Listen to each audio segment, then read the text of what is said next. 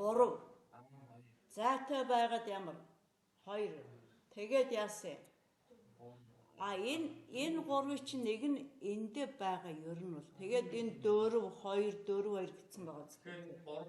За тэгээ эн чи өөрөө тууш долгионы тухай хэлсэн байна. За тууш долгион гэж үе. Дуграараа mëсэн. Тэ тууш долгион.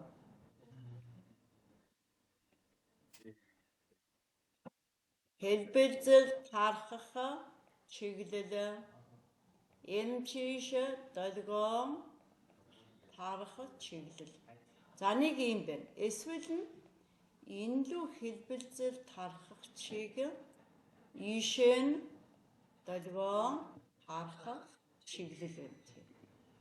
Тэгэхээр аль нь тууш долгион, аль нь хөндлөн долгион? Эхнийх нь юм уу, хоёр дахь нь юм уу? За тийм. Тэгэхээр багш самбарлуугаа хараад суучихгүй яагаад хүүхдүүд рүүгээ харж чад яриад байгаа. Үний амнаас гарч байгаа дууны долгион ямар долгион байх нь вэ? Тууш долгион байх нь шүү дээ.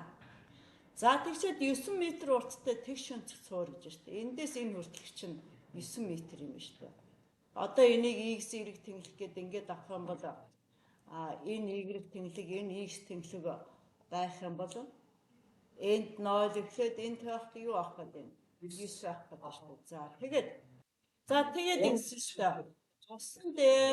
Усан дээр ингээд усанд ямар нэг юм яхад ус чи ингээд явдаг. Хэрвээ энэ нөгөө өдөөгцөн төлөвт ороогүй ус байх юм бол ийм гадар байсан шүү дээ. Тэгээд гүдгэр юу юм? Хотхоор гүдгэр хотхор гэж. Тэгвэл пэрэн шиг энийг бид нар тэгэд дүрслэж болох нь байна шүү дээ. Тийм ээ? Олон атритыг энэ юугээ сонгоод авчиж болох юм? За гүдгэр гээд авчиж. Тэгвэл энэ цөөн атрит чинь юу болж ирэх юм? Хотхор болох нь шүү дээ ингээд.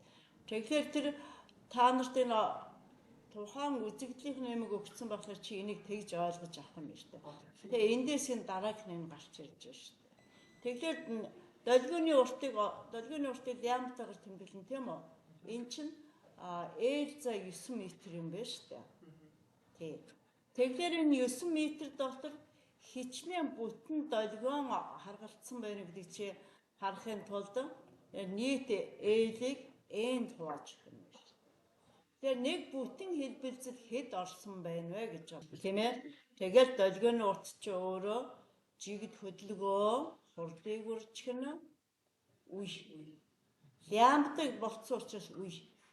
Тэрнээс S гэд ингээ бичих юм бол жижиг T вэ, тий? За ингээ бат.